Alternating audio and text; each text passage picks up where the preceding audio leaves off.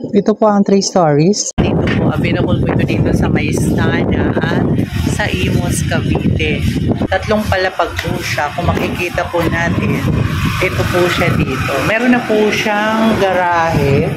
At ito po, kung makikita po natin, ganito po itsura niya. May pintura na po siya. Ayan. Tapos, ayan yung CR niya. Tapos meron ka ditong setback na gagamitin mo. Ayan.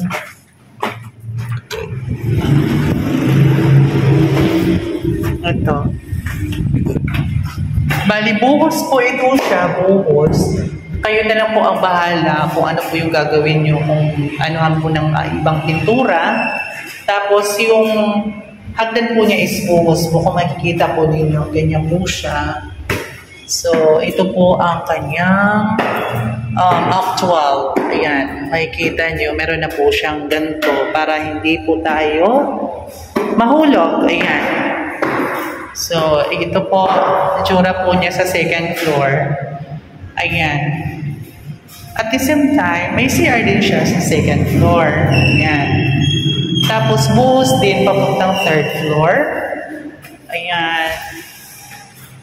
Kaya siya tinawag na 3 stories. tatlo din yung CR. Diba? Ayan. May CR din dito. Kulang na lang ng bowl. So dito, ayan. Meron ka ditong ano. O diba? So yan. 3 stories. Available dito sa Tansa, Stana, at sa Imus. So, yan po. Meron na po siyang harap dito. Pero mayroon na po din siyang, wala lang siyang tiles. Pero may na siya, may pintura. So, ikaw nang bahala kung anong gagawin mo. Pasensya na nag-echo. Ganun talaga. So, yan.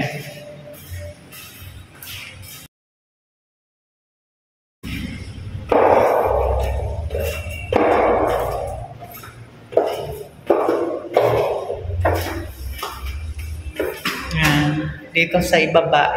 Syempre, yung lababo. Yan. Tapos, meron ka ng sariling garahe. Ayan. Kung makikita niyo.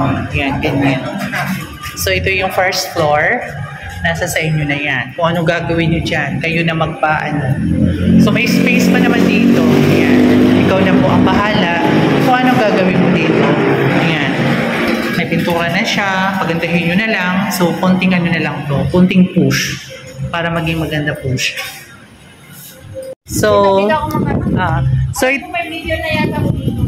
ito po yung 3 story. dito sa Istana, Tansa. Meron din dito sa Imus, Cavite. So, ito po yung dress up. Ayan, kung makikita po natin, ito po yung dress up. Papasukin po natin yung dress up. Ayan. Pero kayo na po ang bahala kung ano po yung gagawin nyo. Ito lang po ay parang model lang po sa mga gusto nyong gagawin. Ayan, dress up po ito. Ayan, kung makikita nyo, di ba ang ganda? So, ito ay ano lang ha, nasa sa inyo na yan kung anong gagawin nyo. So,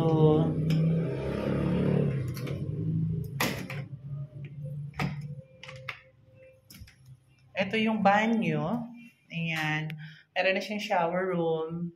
Nasa sa inyo na yun kung anong gagawin nyo. So, ito na siya, yung dress up, naka-tiles na siya. Kayo na ang bahala dyan. Pati dito, naka-tiles na. Pero pag, turnover, wala siyang tiles. Pero na siya. Tawag dito, meron na siyang pintura. So, ito, yung hagdan, buhos siya. Pero, nasa sa inyo na yan kung nalagyan nyo ng tiles, mga ganito. Kung titignan natin, maganda siya ang dress up. Ayan. Papasok tayo or aakyat tayo. Ayan. So, nasa sa inyo na yan kung paano nyo gagawin itong second floor. Kung makikita nyo, ayan, ginanyan niya. Kasi ito yung dress up lang. Model lang ito ha. Hindi talaga to yung makikita nyo actual na pag ma-turn over na sa inyo. Ayan. So, ginawa niya ng isang kwarto dito pero 2 bed. Ayan, meron na siyang cabinet. O, di ba ang ganda? Tapos, ito ginawa niya sala, living room, pang ano, halimbawa pag may mga bisita. Tapos dito, ayan, nakalagay. Ganyan. Di ba ang ganda? Tapos, second na CR. Ganun din dito, papuntang 3rd floor. Ayan, maganda. O, di ba? Ginanito nila. Kasi nga pang 3rd floor. Pero, sa inyo na yan kung anong gagawin nyo. So, akyat tayo. Dito, isang kwarto din. Ayan. Pero sa inyo naman yan kung anong gagawin nyo. Tapos ito yung parang master bedroom. Ayan. Yan na po. Tapos nandito yung CR. Ayan. So yan. So di ba ang ganda? Nagiging maayos na. Tapos ito dito pwede pang lagyan ng pinto. Nasa sa inyo na yan kung anong gagawin nyo. So yan, pag bababa tayo, ganito na. Kasi naka-dress up na siya. So, pero hindi ito ang turnover ha. Kasi pag ito turnover na sa inyo, hindi ganito. Siyempre, walang mga gamit. Nasa sa inyo na yan. So yan. So ano pang inaantay nyo?